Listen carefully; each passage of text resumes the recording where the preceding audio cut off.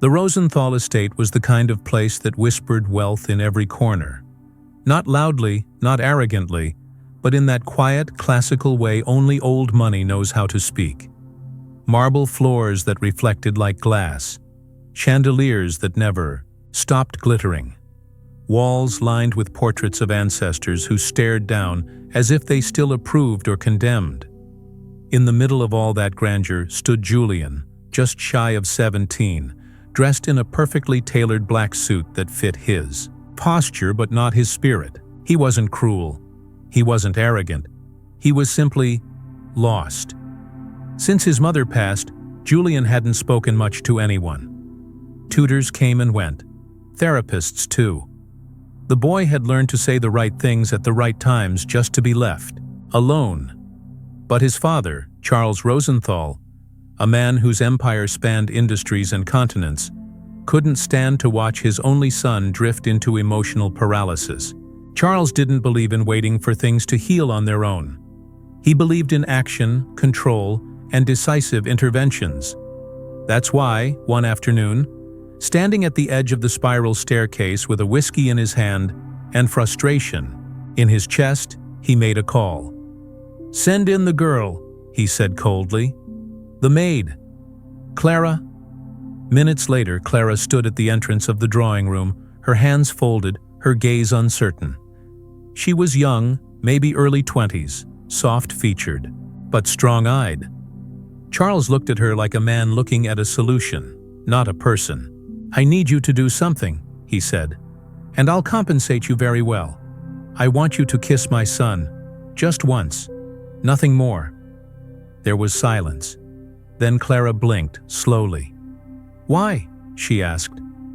"Because he needs to feel alive," Charles answered. "And money can't teach him that." Clara didn't answer right away. Her eyes drifted past Charles to the grand piano in the room, to the towering windows that flooded the space with cold, expensive light, and finally settled on the quiet shadow sitting near the far wall. Julian sat with perfect posture, hands resting on his knees, staring down at the floor like he was trying to memorize the pattern of the marble. He didn't know she was there yet. Or if he did, he didn't care. Clara felt a strange wave of something she couldn't name. Was it pity? Anger? Curiosity? She'd cleaned this house for months, often while Julian was in the room, never speaking, never looking at her. Just existing like a ghost made of suits and silence. She'd seen Charles bark orders at chefs, drivers, board members, and watched them all obey. But this was something else. This wasn't power. It was desperation wrapped in money. Clara took a step forward, still unsure if this was absurd or cruel or both. "I'm not that kind of woman," she said softly. Charles didn't blink. "I'm not asking you to be. I'm asking you to help him feel something. Just a moment of human warmth. A kiss. Nothing more." He took a slow sip of whiskey and added, "It can mean nothing to you, but it might mean something to him." Clara's chest tightened. She wanted to walk away. She should have walked away. But something in Julian's stillness, something hollow behind the glassy quiet of that room, stopped her. "How old is he?" she asked. 16, Charles replied. 17 next month. And he's never let anyone in. Ever." Clara stared at the boy again. He looked like a statue someone forgot to finish. And then, against every instinct she had, she nodded. One time, one kiss, nothing more. The next morning came quietly, as if the mansion itself held its breath. Clara had thought about backing out a dozen times during the night. She had turned the idea over and over again in her mind like a coin she didn't know whether to spend or bury.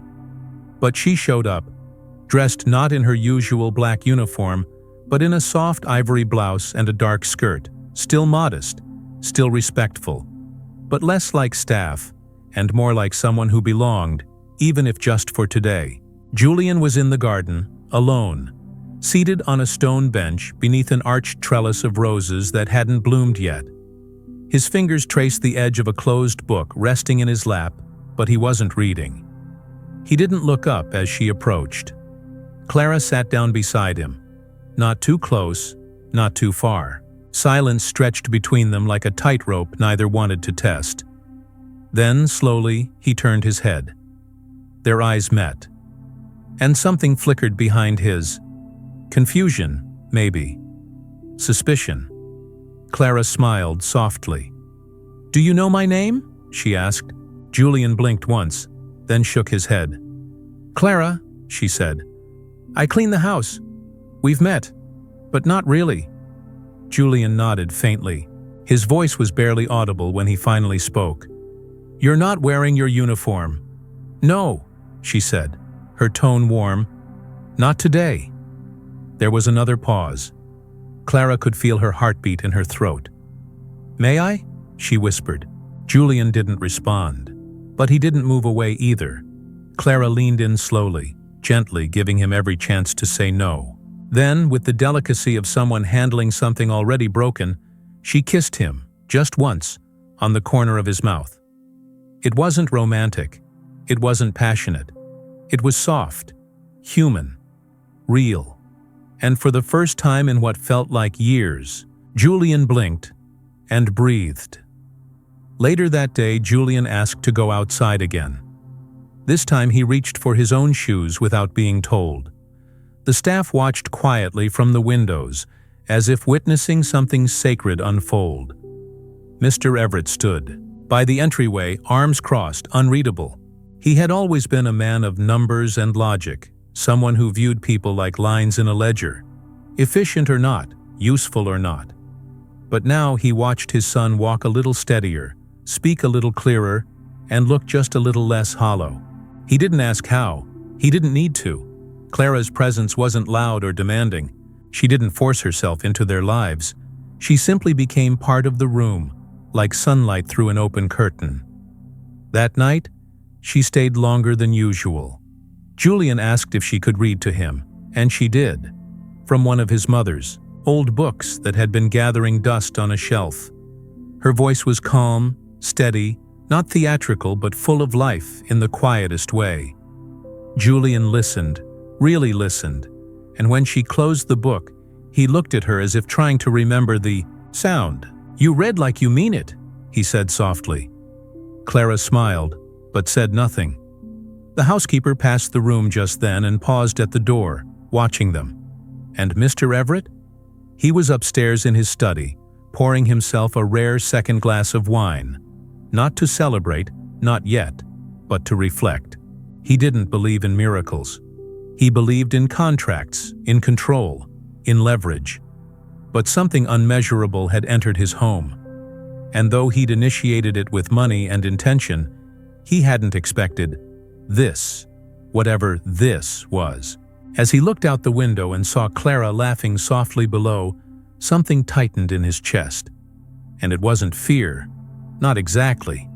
Clara wasn't supposed to stay past the trial week. That was the agreement.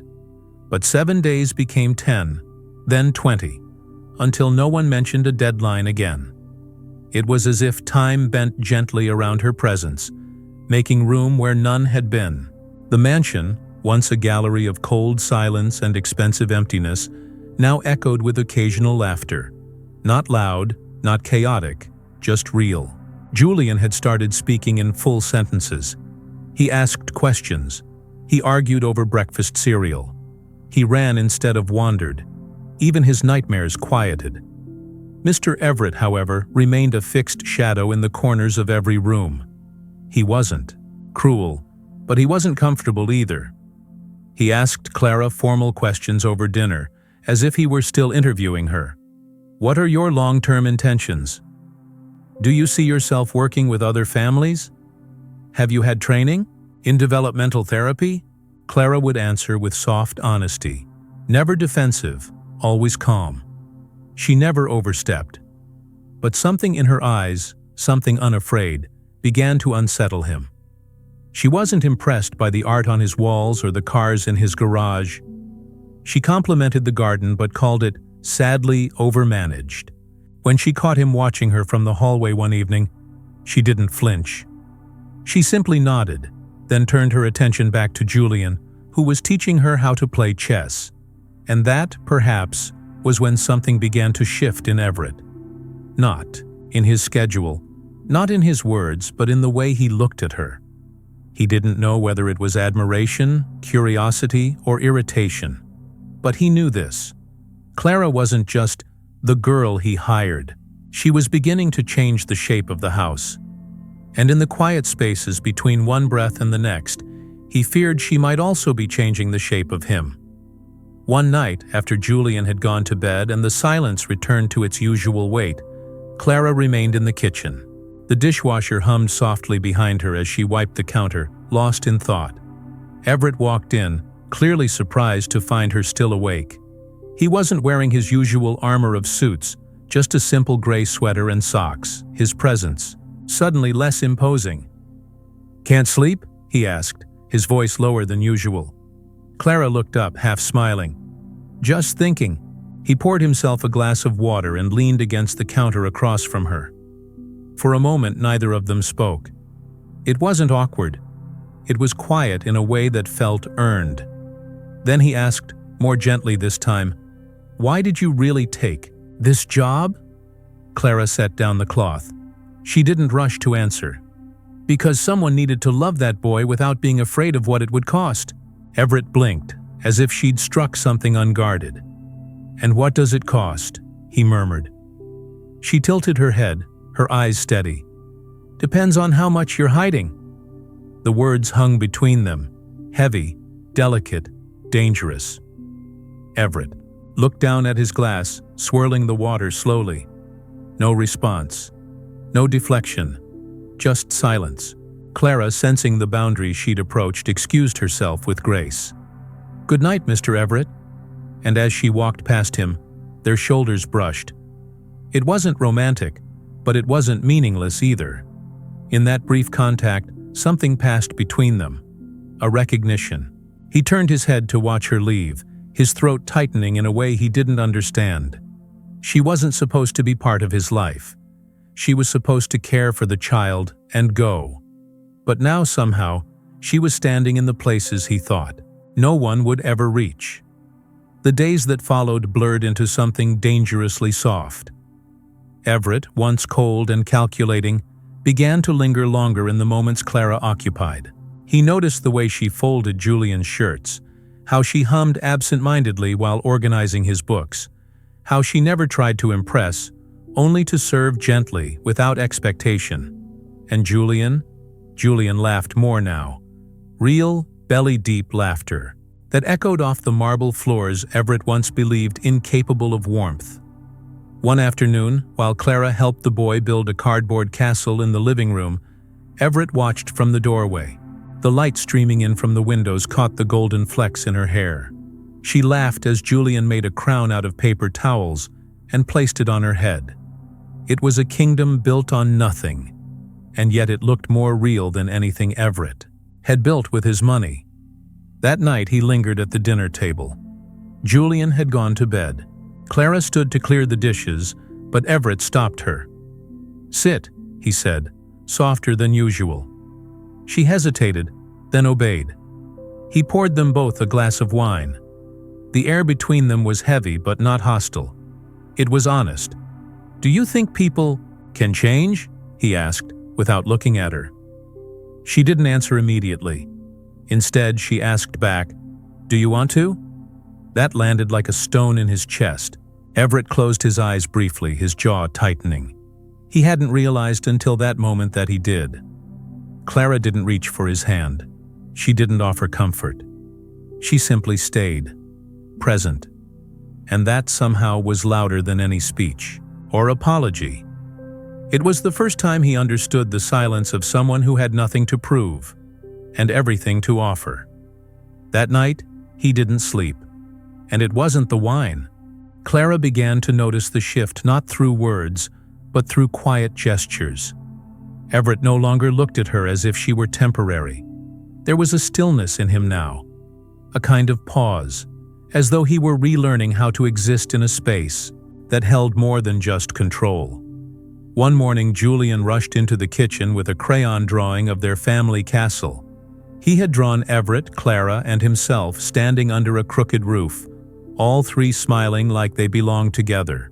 Clara felt a knot form in her throat, but before she could speak, Everett took the drawing and pinned it to the fridge without a word. That small act, so simple and unrehearsed, felt more intimate than anything he'd ever said. Later that day, Everett asked Clara if she wanted to take Julian to the aquarium together. Together. The word lingered. As they stood in front of the jellyfish tank, Clara caught Everett watching Julian with a kind of awe, an unfamiliar tenderness softening his face. Julian was talking excitedly about how jellyfish had no brains but still glowed in the dark, and Clara laughed. "Like some people we know," she teased. Everett smirked. "Maybe glowing is enough," he said quietly, his eyes still on the boy. The trip ended with ice cream and a quiet ride home. But in the silence of the car, Clara realized something had changed. Not just in Everett, but in her. She no longer saw him as the man who had once paid her for a kiss. He had become something more confusing, more human. And in that confusion there was danger, but also something that looked dangerously close to hope. She wasn't sure what scared her more, the past they shared, or the future they might have just begun writing. That night, Clara couldn't sleep. She lay on the couch, her eyes open in the dark, listening to the soft hum of the apartment, the faint whir of the refrigerator, the occasional groan of the wooden floors. Across the hall, she could hear Julian's gentle breathing, and further, still Everett's steps pacing once, twice, then stopping. Something inside her warned that peace never lasted in places built on secrets. She rose, almost against her own will, and crossed the apartment barefoot, standing quietly at Everett's door. It was slightly open, and she saw him sitting on the edge of the bed, elbows on knees, staring at nothing. He didn't flinch when she entered. "You can't sleep either," he murmured.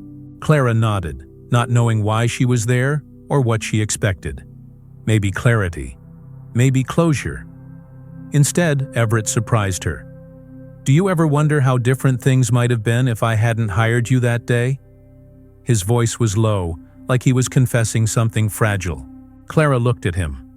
Not the millionaire, not the man who once issued instructions through silence, but a person trying to make sense of a mistake that had turned into something dangerously close to meaning. She didn't know what to say. She sat down beside him, leaving space, because space was still the only language they fully trusted. "I used to think I was doing Julian a favor," he said, laughing bitterly. "But maybe I just didn't know how to love someone without buying control." Clara let the silence stretch. Then, softly, she replied, "You didn't hire a mother. You just bought time to learn how to be a father." He didn't respond, but his hand, resting near hers, twitched once, like it was trying to remember what reaching out felt like.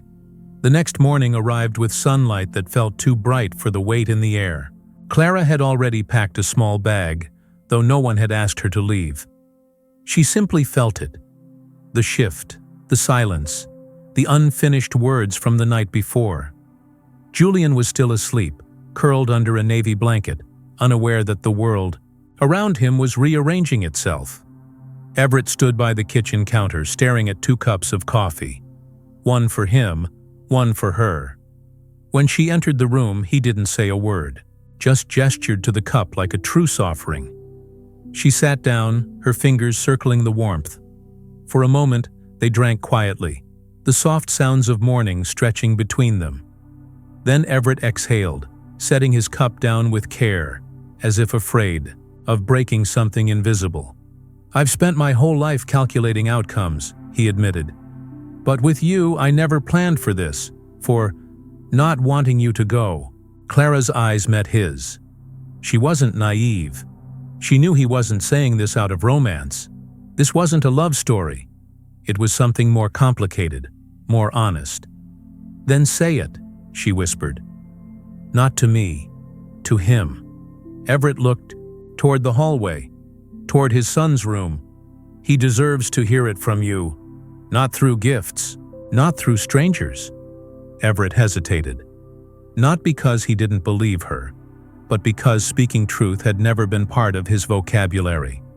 And yet, something in Clara's calm, in her certainty, made the silence unbearable. He stood, walked toward Julian's door, and paused with his hand on the handle. Behind him, Clara didn't move. She just watched, knowing that the next moment wouldn't undo the past, but it might finally give the boy the father he had been promised. Julian sat on the edge of his bed, legs swinging above the floor, hands tangled together. He hadn't slept much. The house felt too quiet, like it was holding its breath. When his door creaked open, he didn't look up right away. He assumed it was Clara, maybe coming to say goodbye. But the footsteps were heavier, slower. Then he heard the voice he hadn't expected. "Hey, buddy." It was awkward, soft, but it wasn't fake. Julian turned his head and saw Everett in the doorway, looking like he'd aged 5 years overnight. The man stepped inside, shut the door behind him, and for once, didn't carry the weight of silence like a shield. "I owe you a lot of things," Everett said, kneeling down to Julian's eye level. "An explanation, an apology, maybe even a hug, if you're still into those." Julian blinked, unsure if he was dreaming. Everett continued. "What I did, asking someone else to give you something I should have given you myself. That was wrong, not because Clara didn't do it beautifully, but because it shouldn't have been her job." There was no grand speech, no rehearsed script. Just pauses and honesty. "I didn't know how to be your dad," Everett confessed, "and I thought maybe if someone like her stepped in, you'd at least get a better version of me." Julian didn't speak. He just watched, his eyes shimmering with something unspoken. Then, slowly, he reached out. Not for a hug, but to offer one of his toy action figures. Everett smiled faintly, accepting it like it meant everything. And maybe it did, because in that moment, Julian wasn't forgiving the past. He was making space for something new, something real. And for the first time, Everett didn't feel like a stranger in his own home. Down the hall, Clara leaned against the doorframe, watching without interrupting. She had heard their voices, low and uncertain, like two people rediscovering a language they'd once shared but forgotten. It wasn't dramatic. No shouting, no tears. Just a boy and a man in a quiet room beginning again. She felt a knot in her chest loosen. Maybe this was what healing actually looked like. Not grand gestures or perfect timing, but small offerings made in silence. Moments that didn't ask for applause. She stepped back, giving them privacy, and walked into the kitchen where her bag sat, packed and ready. She hadn't told Everett yet, but her flight was in 2 days. The deal had always been temporary, just a way to help a child smile again. But somehow along the way, she'd started feeling like she belonged. And that was the problem. Staying would blur the lines even more. She wasn't his mother. She wasn't his wife. She had been something in between, and the space was beginning to crumble beneath her feet. As she reached for her keys, Everett walked in. Their eyes met. "You're leaving," he said. Not as a question, but as something he already knew. She nodded. "You don't need me anymore." Everett didn't respond at first. He looked at the bag, then back at her. "Maybe not in the way we did," he said. "But need isn't the only reason people stay." His voice was softer now, stripped of the man who once paid a stranger to fix his family. Clara wanted to believe him. She wanted to drop the bag and stay right there, wrapped in the fragile hope that this time things might be different. But she'd learned something too. Sometimes love means knowing when to step back so others can step forward. 2 days later, Everett stood in the living room holding a small envelope. It wasn't addressed, but he knew it was from Clara. Inside, a short note in her handwriting. "Don't forget the smile you found." Next to it, a photo, just a candid shot of him, and Jamie, taken from behind. They were walking through the park, hand in hand, both looking ahead, Clara had taken it during one of their weekend walks and never said a word. Everett sat down and stared at it for a long time.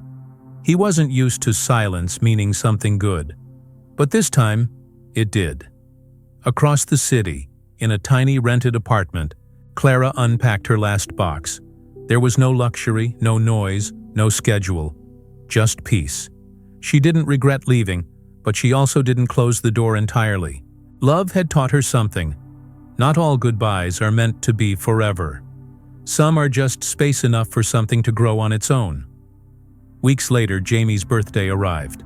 Clara didn't expect a call, but just before sunset, her phone buzzed. A photo came through. Jamie, holding a cake, smiling wider than he ever had. Everett's hand rested gently on his son's shoulder. No words, just the image. She smiled back through tears, knowing she had been a bridge, not a replacement. A guide, not a destination. And sometimes, that's the most important role of all. In the end, Everett didn't hire Clara to fall in love. He hired her to help a boy laugh again. But what none of them expected was that all three would walk away different. Better, not perfect, not complete, but open. And in a world full of closed doors and broken trust, that was already more than any of them had asked for.